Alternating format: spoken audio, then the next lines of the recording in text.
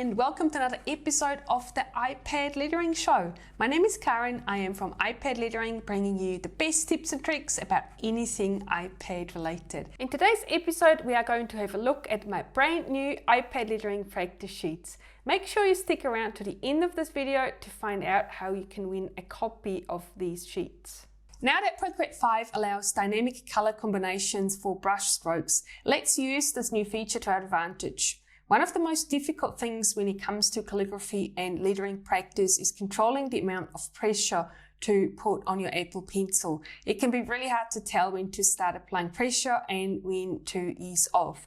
But now with these new practice sheets, it's getting so much easier. They have been set up to be darker in the places where you need to apply more pressure and then lighter when it's time to ease off. This way you are getting even better visual guidance with your lettering practice. And to make it a little bit more fun, let's add in some colors too. The practice sheets, as you see them here, come in black and white to keep it simple and most visible, but it doesn't mean you have to practice that way too. Why not use the millions of colors we have available on our iPads to see which combinations we like best? These practice sheets come with a color palette which is called Color Practice, and they have preset colors that you can use to get started straight away. The way it works is that you choose the dark color for your secondary color and then the lighter color for your primary color. And you see here the top row has mostly the dark colors and then the bottom row has the lighter colors.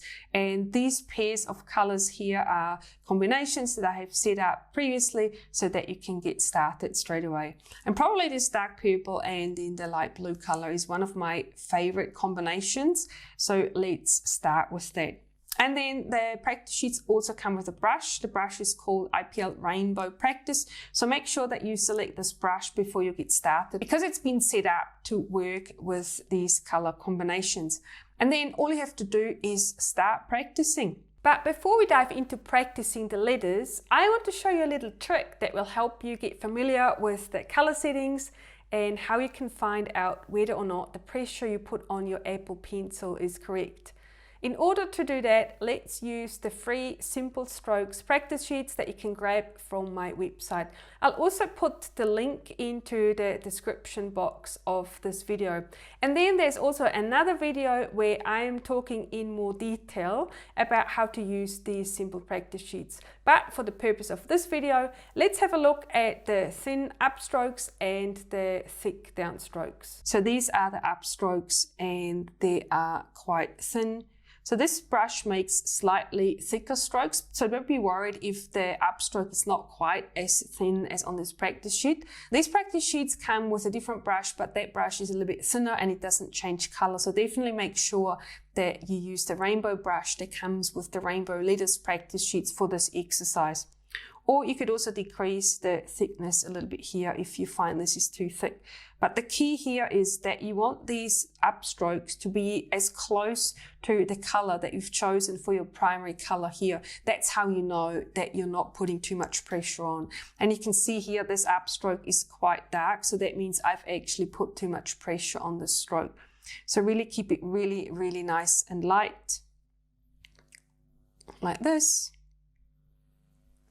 And that way you are certain that the pressure that you're putting on your Apple Pencil is right.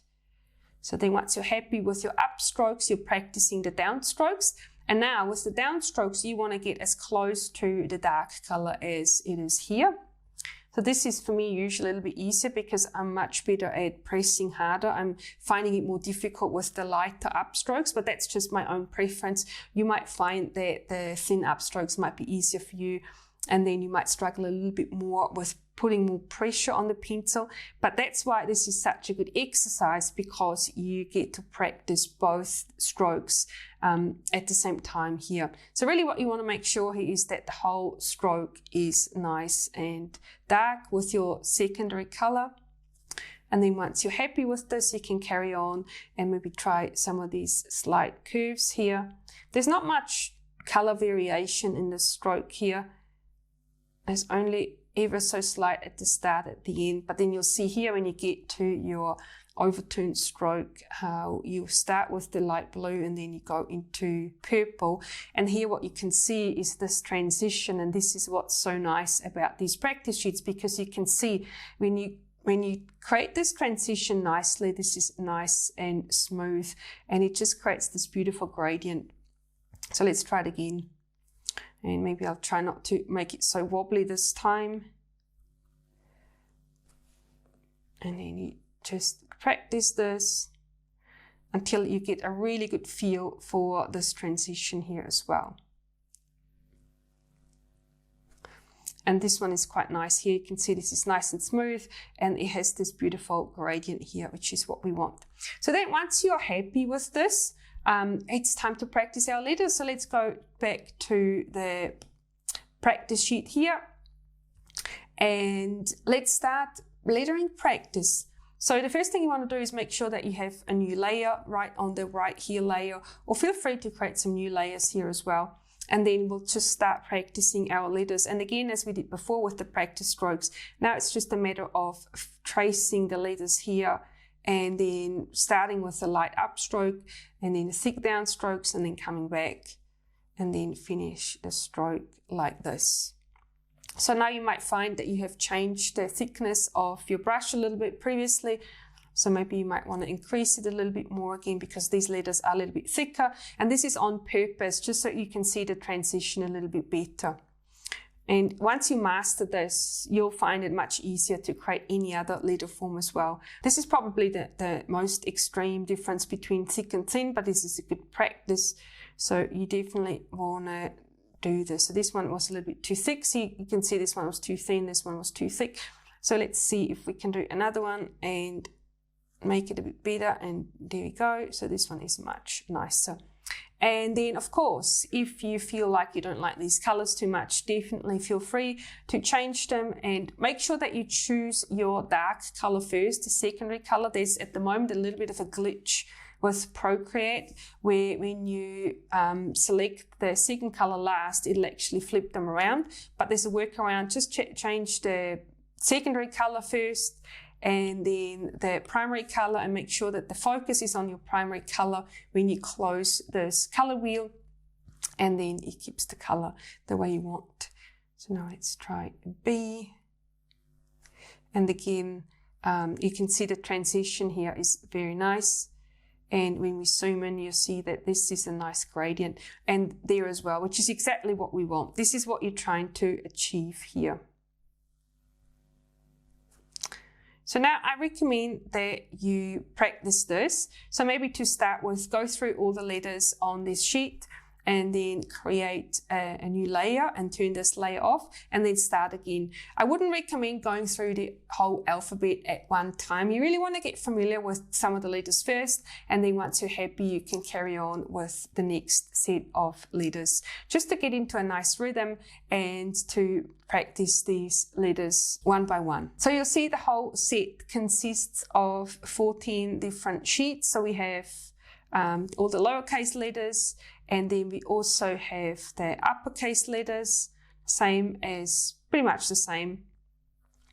And then we also have the numbers as well. Don't forget to practice numbers. This is something that you might not use too much, but then you might have to write someone's date of birth, or someone's address with the postcode or the address. And then it's actually very handy to know how to write the numbers as well.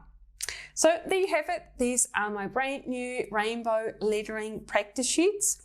They are available from my website. The link should be popping up on the screen here somewhere, and it's also in the description box of this video. And then, as promised, here's how you can win a free copy.